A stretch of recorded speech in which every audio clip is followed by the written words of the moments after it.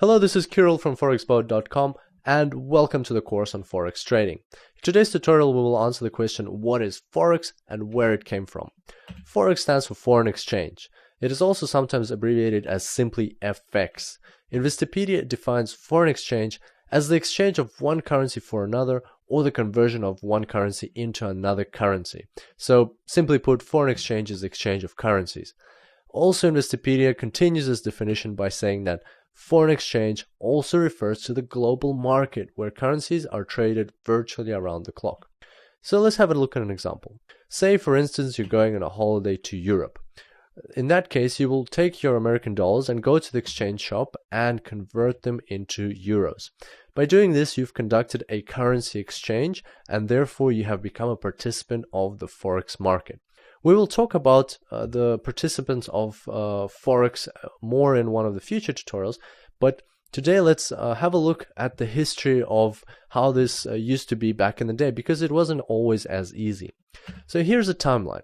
And a long time ago, there was no money, no currencies, and people had to just exchange goods. And this was called barter. When some people would fish and other people would grow grains and crops, they would exchange some of their goods in order to have the best of both worlds. Next, around 2600 BC, Egyptians discovered gold. We're not really sure who discovered gold and when, but it's attributed to Egyptians around that time. People liked gold very much because it was very dense and it felt very heavy in your hands, and it felt more valuable than other things around. It was shiny and it was soft, so you could mold it into different shapes. And most importantly, it was very scarce. It was very hard to find, and that also increased its value. Next, around 1500 BC, gold was used, or countries started using gold for international trade. So instead of just exchanging goods, they would exchange gold for goods and goods for gold, and that kind of simplified things.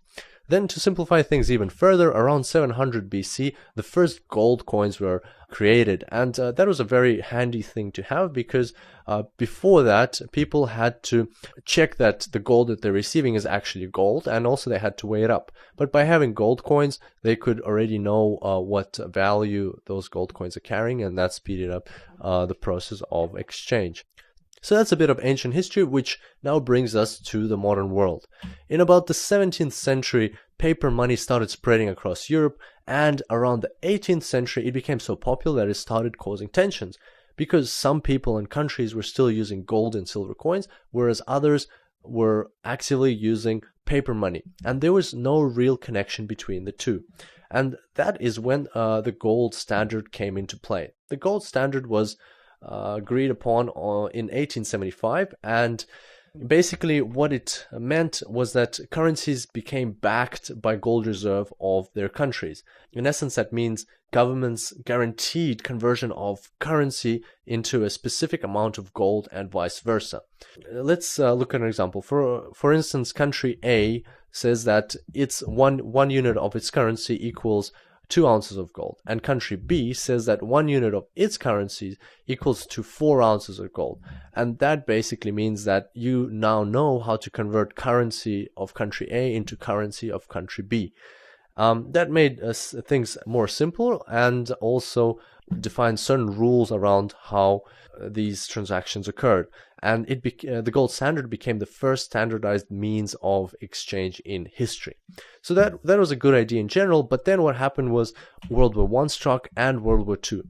During these wars, countries that were fighting with Germany spent a lot of money on their military, and basically they were printing more and more money, and which they had to back by gold reserves, and the gold reserves were rapidly depleting, and it got to a point when they couldn't actually guarantee all that money with gold, and therefore the gold standard lost its meaning. And so to fix that issue, in 1944, the Allies got together to sign the Bretton Woods Agreement. And Bretton Woods Agreement, simply put, it's just the same as the gold standard version 2.0, and all it did was it replaced gold with the US dollar, and the US dollar became the only currency in the world that had to be backed by gold at a fixed exchange rate of $35 per ounce, and all other currencies had a fixed exchange rate to the US dollar. So let's have a look at a bit more detail into the outcomes of the Bretton Woods Agreement. So first of all, fixed exchange rates. All currencies were pegged to the US dollar. Second, the US dollar became the primary reserve currency, which meant that it had to be backed by gold. And three, the creation of two organizations.